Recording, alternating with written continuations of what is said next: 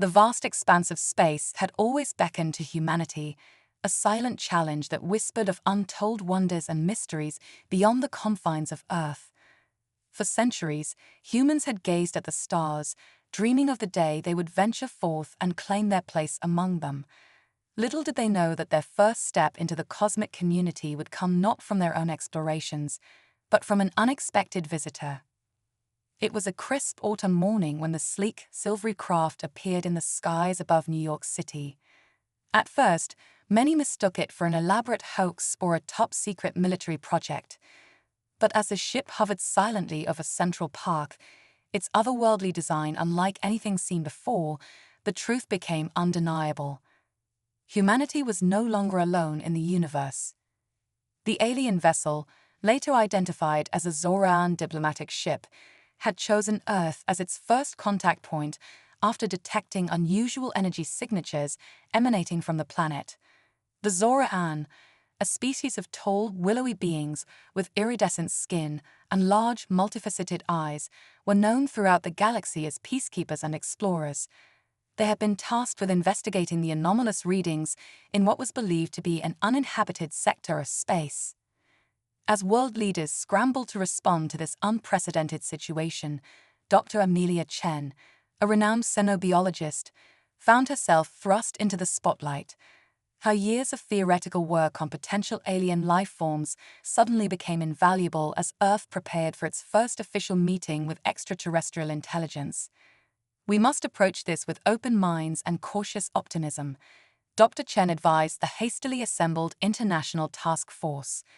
"This is an opportunity unlike any other in human history. We have the chance to learn, to grow, and to expand our understanding of the universe." The first face-to-face meeting between humans and the Zoran took place in a specially constructed neutral zone on the outskirts of Geneva. As the alien delegates emerged from their craft, a hush fell over the gathered crowd of diplomats, scientists, and journalists. The Zoran moved with a fluid grace that seemed almost ethereal, their bodies adapting effortlessly to Earth's gravity and atmosphere. Ambassador Zilix, the lead Zoran diplomat, addressed the assembly in a melodious voice that seemed to resonate within the minds of all present. "Greetings, people of Earth. We come in peace and with great curiosity about your world and your species. We are honored to welcome you to the greater galactic community." As the initial shock wore off and communication channels were established, both sides began to share information about their respective civilizations. It was during these exchanges that the true uniqueness of humanity began to come to light. The Zoran were astonished by the resilience and adaptability of humans. Earth, with its wildly varying climates, natural disasters, and complex ecosystems, had forged a species capable of thriving in conditions that would be challenging or even fatal to most other known sentient beings. "Your ability to withstand such extreme variations in temperature, pressure, and atmospheric composition is remarkable," exclaimed Zilix during a joint scientific conference. "Many species in our galactic database would find Earth's environment hostile, yet you have not only survived but flourished." Humans, in turn, were amazed by the advanced technology of the Zoran. Faster-than-light travel, energy manipulation on a scale previously thought impossible, and the ability to terraform inhospitable planets were just a few of the marvels that now seemed within reach. As the days turned into weeks and weeks into months, the initial awe and excitement gave way to a more complex tapestry of emotions and reactions. Some humans embraced the new reality with open arms, eager to learn and explore. Others reacted with fear and suspicion, concerned about the potential threats posed by advanced alien civilizations. Cultural exchanges began in earnest, with human art, music, and literature being shared with the Zoran. The aliens were particularly fascinated by human creativity and imagination, concepts that were somewhat foreign to their more logic-driven society. "Your ability to create fictional worlds, to tell stories that have never happened, is a gift we have rarely encountered," Zilix confided to Dr. Chen during a private meeting. "It speaks to a flexibility of mind that may explain your species' remarkable adaptability." However, these exchanges also led to misunderstandings and cultural clashes. The Zorans struggled to comprehend human concepts like warfare, nationalism, and religious diversity. Humans, in turn, found it difficult to grasp the collective consciousness that the Zorans shared, a type of low-level telepathic link that connected all members of their species. As news of Earth's existence spread through the galactic community, more alien species began to take an interest in this peculiar planet and its inhabitants. Ships from various civilizations appeared in Earth's solar system, some out of genuine curiosity, others with more mercantile or strategic interests in mind. The Galactic Council, a loose federation of advanced species that helped maintain order in the known universe, sent a delegation to assess Earth's potential for membership. Their arrival sparked intense debate among world leaders about the benefits and drawbacks of joining such an organization. We must carefully consider the implications of aligning ourselves with these alien powers, argued the Chinese representative during a UN Security Council meeting. While the potential benefits are immense, we must also protect our sovereignty and unique cultural identity. As Earth grappled with its new place in the cosmic order, signs of both progress and tension emerged. Advances in medicine, energy production, and space travel accelerated at an unprecedented rate as humans adapted alien technologies to their needs. However, economic disruptions and social unrest also grew as traditional power structures were challenged by the influx of new ideas and possibilities. Amidst this tumultuous period, a group of human scientists made a startling discovery. While studying the physiological differences between humans and various alien species, they uncovered evidence suggesting that humanity's adaptability and resilience might not be entirely natural. Traces of ancient genetic manipulation were found in human DNA, hinting at a far more complex origin story than anyone had imagined. Dr. Chen, leading the research team, presented their findings to a joint human-alien scientific committee. These markers indicate intentional bioengineering on a scale we've never seen before, she explained, her voice trembling with excitement and trepidation. It appears that humanity may have been created, or at least significantly altered, by an unknown advanced species in the distant past. This revelation sent shockwaves through both human and alien societies. Questions about humanity's true origins and purpose began to circulate, along with theories ranging from the plausible to the outlandish. Some saw this as proof of humanity's special destiny in the cosmos, while others feared it might make Earth a target for whatever force had engineered humans in the first place.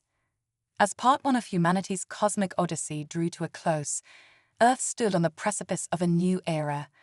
The awakening had brought wonder, opportunity, and challenges in equal measure.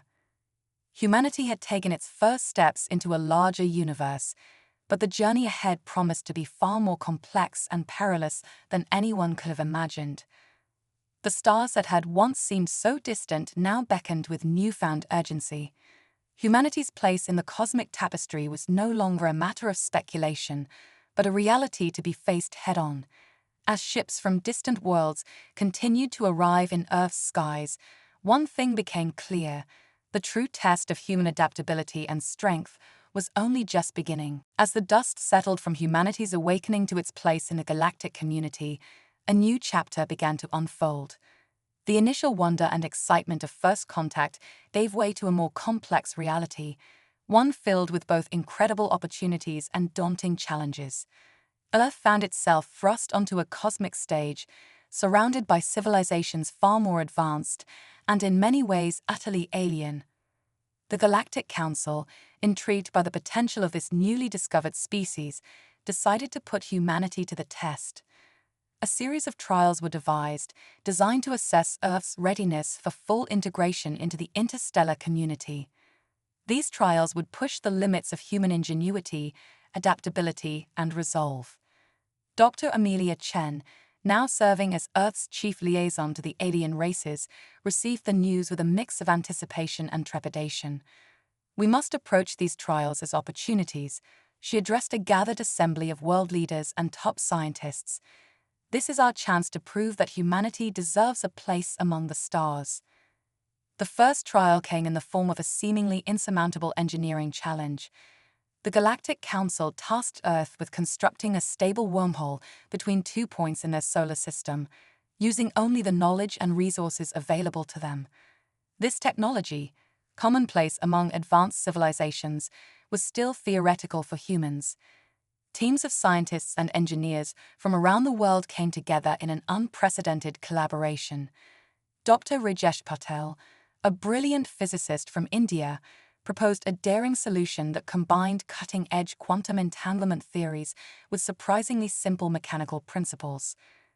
"We don't need to reinvent the wheel," Dr. Patel explained to his skeptical colleagues. "We can adapt our understanding of Earth's natural phenomena, like whirlpools and tornadoes, to manipulate space-time on a quantum level." The construction of the Patel Tunnel, as it came to be known, pushed human innovation to its limits. As the project neared completion, tension mounted. Would it work? Or would humanity's first attempt at advanced space manipulation end in catastrophic failure? To the astonishment of the observing alien delegates, the wormhole stabilized. A cheer erupted from mission control as the first probe successfully traversed the tunnel. Humanity had passed its first trial, showcasing not just their ability to learn and adapt, but also their unique approach to problem-solving. The second trial focused on diplomacy and cultural understanding. Earth was tasked with mediating a centuries-old conflict between two alien races, the silicon-based crystallines and the gaseous nebulites. The dispute, centered around mining rights in a resource-rich asteroid belt, had long been considered unresolvable due to the vast physiological and cultural differences between the two species. A team led by Ambassador Sarah Mbeki, a respected diplomat from South Africa, took on the challenge. Mbeki's approach was unconventional by galactic standards. Instead of focusing solely on the logical and economic aspects of the dispute, she delved deep into the cultural significance of the asteroid belt for both races. "We need to understand not just what they want, but why they want it," Mbeki insisted. "Only then can we find a solution that honors both sides." Through a series of innovative holographic presentations and immersive experiences, Mbeki's team helped each race to literally see through the eyes of the other. The breakthrough came when they discovered a shared reverence for the concept of cosmic harmony that existed in both cultures, albeit expressed in vastly different ways. The resulting treaty not only resolved the immediate conflict, but established a framework for ongoing cooperation between the crystallines and nebulites. The Galactic Council was impressed by humanity's empathy and creativity in diplomacy, qualities that were often overlooked in favor of cold logic in interstellar negotiations. As Earth continued to face and overcome various trials, an unexpected development occurred. Several alien species, particularly those from younger or less advanced civilizations, began to look to humans as allies and mentors. The very traits that made humans seem primitive to some, their adaptability, emotional intelligence, and creative problem-solving, was seen as valuable assets by others. One such alliance formed with the Aquilons, an aquatic species whose homeworld was facing an environmental crisis. The Aquilons, despite their advanced technology, was struggling to adapt to rapidly changing conditions. A team of human environmental scientists and marine biologists, led by Dr. Maya Ortiz, traveled to Aquila to assist. Dr. Ortiz was struck by the parallels between the Aquilon crisis and Earth's own ongoing battle with climate change. "We may not have solved all our problems," she noted, "but our long history of adapting to environmental challenges gives us a unique perspective." The human team introduced concepts of ecosystem resilience and adaptive management that were novel to the Aquilons. By combining Aquilon technology with Earth-inspired strategies, they developed a comprehensive plan to stabilize the planet's environment. This success not only saved the Aquilon homeworld, but also established humanity as a valuable contributor to galactic knowledge. However, as Earth's influence grew, so did the attention it attracted, not all of it benign. Reports began to circulate of a shadowy organization known as the Cosmic Architects, a group rumored to be responsible for seeding and manipulating life across the galaxy. Some believed that this Groot was behind the ancient genetic modifications discovered in human DNA.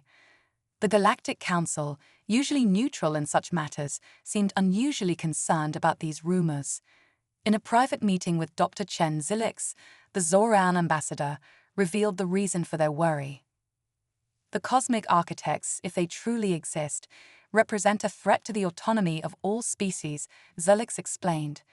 Their agenda is unknown, but many fear they seek to shape the evolution of life in the galaxy to their own ends. If they took a special interest in humanity's development, it could mean that your species plays a crucial role in their plans.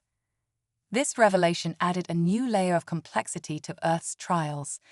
It was no longer just about proving their worth to join the galactic community. Humanity now faced the challenge of uncovering the truth about their own origins and potential destiny. As if to underscore the growing stakes, a new threat emerged on the galactic stage. A hostile species known as the Void Heralds appeared on the fringes of known space, attacking and destroying outling colonies. Initial reports suggested that their technology was unlike anything seen before, possibly even surpassing that of the most advanced Council races.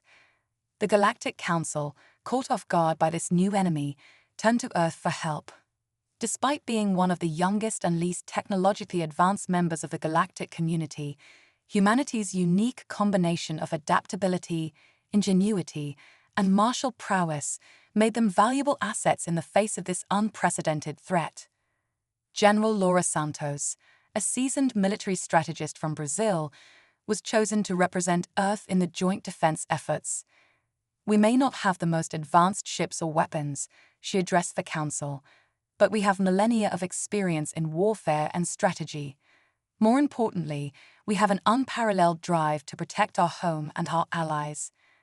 As plans were made to confront the Void Heralds, Dr. Chen couldn't help but wonder if this threat was somehow connected to the mysteries surrounding humanity's origins. Were the Void Heralds linked to the cosmic architects, or were they perhaps a response to whatever plans the architects had set in motion? With these questions looming, humanity prepared to face its greatest trial yet. The outcome would not only determine Earth's place in the galaxy, but potentially the fate of all sentient life. As ships from various alien races gathered to form a united front against the Void Heralds, humans found themselves at the center of a cosmic storm, their newfound allies looking to them for the spark of innovation and courage that might turn the tide. The stars, once distant points of light, now blaze with the promise and peril of humanity's cosmic destiny. The trials faced thus far had forged Earth into a stronger, more united world. But as the shadow of the Void Heralds loomed, one question burned in the minds of humans and aliens alike. Would it be enough? The looming threat of the Void Heralds cast a long shadow over the galaxy, but it also sparked an unprecedented era of exploration and discovery for humanity. As Earth's finest minds and bravest souls prepared to venture deeper into the cosmos than ever before, a palpable sense of excitement and trepidation filled the air. This journey would not only be crucial in the fight against the Void Heralds, but might also hold the key to unlocking the mysteries of humanity's true origins. The Galactic Council, recognizing the unique potential of humans, granted Earth access to advanced starship technology. The result was the HSS Odyssey, a state-of-the-art vessel that combined the best of human innovation with alien tech. Captain Elena Rodriguez, a decorated astronaut and natural leader, was chosen to command this historic mission. As the Odyssey prepared for launch, Captain Rodriguez addressed her diverse crew of humans and alien allies. "We stand at the threshold of the unknown," she said, her voice steady and resolute. "Our journey will take us to the farthest reaches of the galaxy, where we'll face challenges we can't even imagine. But remember, it's not just our technology or our strength that will see us through. It's our humanity, our ability to adapt, to empathize, and to dream." The Odyssey's first major discovery came in an uncharted sector of space, where they encountered a massive, derelict space station of unknown origin. Dr. Chen, who had insisted on joining the mission, led the team that boarded the ancient structure.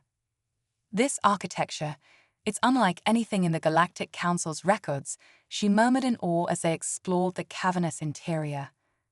The station's design seemed to defy conventional physics, with gravity shifting in impossible ways and corridors that seemed to fold in on themselves. As they delved deeper, they discovered a vast library of alien data crystals. It took weeks of round-the-clock effort, but eventually, Dr. Chen and her team managed to decipher some of the information. What they found was staggering. This station, Dr. Chen reported to a rapt audience back on the Odyssey, appears to be a sort of seed vault. But instead of plants, it contains the genetic blueprints of countless species from across the galaxy, including early versions of humanity. The implications were enormous. This discovery seemed to confirm the existence of the cosmic architects and their role in shaping life throughout the galaxy, but it also raised troubling questions. Why had humanity been created, and for what purpose? As the Odyssey continued its journey, they encountered more artifacts and ruins that hinted at a vast, interconnected network of ancient civilizations. Each discovery added another piece to the puzzle of humanity's origins, but also deepened the mystery. One particularly significant find was a planet covered in sprawling, abandoned cities. The architecture was hauntingly familiar, not quite human, but close enough to send shivers down the spines of the exploration team. Dr. Yuki Tanaka, the mission's xenoarchaeologist, made a breakthrough while studying the planet's ruins. These structures, she explained, pointing to holographic reconstructions, they're designed for beings remarkably similar to humans, but with subtle differences. I believe we found the homeworld of our creators, or at least one of their major outposts. Further exploration revealed that the planet had been abandoned in a hurry, its inhabitants fleeing some unknown catastrophe.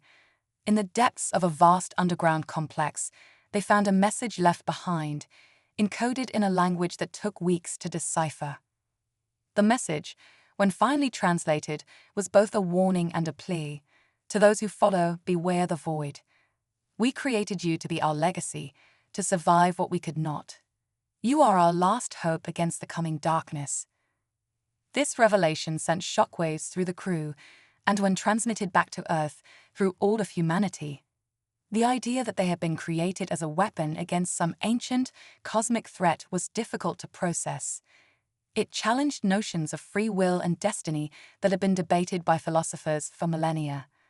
Captain Rodriguez, ever the voice of reason, addressed the crew's concerns. Whether we were created for a purpose or not, we are who we are because of our own choices and actions. Our humanity isn't defined by our origins, but by what we do with the life we have. As they grappled with these existential questions, the Odyssey's journey took them into increasingly dangerous territory. They encountered spatial anomalies that defied known laws of physics, narrowly escaped the gravitational pull of a collapsing neutron star, and faced off against alien species that viewed the resurgence of humanity as a threat to the cosmic order. One particularly harrowing encounter came when the Odyssey stumbled upon a Void Herald outpost. The ensuing battle pushed the ship and its crew to their limits. It was only through a combination of Captain Rodriguez's brilliant tactical mind, the crew's seamless teamwork, and some desperately creative use of their hybrid technology that they managed to emerge victorious. The captured Void Herald outpost provided valuable intelligence about their enemy, but also hinted at a deeper connection between the Heralds and humanity's creators. It seemed that the ancient conflict that had led to humanity's creation was far from over. As they pieced together the cosmic puzzle, Dr. Chen made a startling hypothesis. I believe, she said during a tense briefing, that the Void Heralds and the cosmic architects are two sides of the same coin. They might even be offshoots of the same original species, locked in an ideological war over the future of life in the galaxy. This theory was put to the test when the Odyssey discovered an ancient battleground suspended in the space between galaxies. Here, they found the remnants of a clash between forces wielding technology so advanced it bordered on the mystical. Amidst the debris, they recovered artifacts that defied comprehension, devices that could manipulate the fabric of reality itself.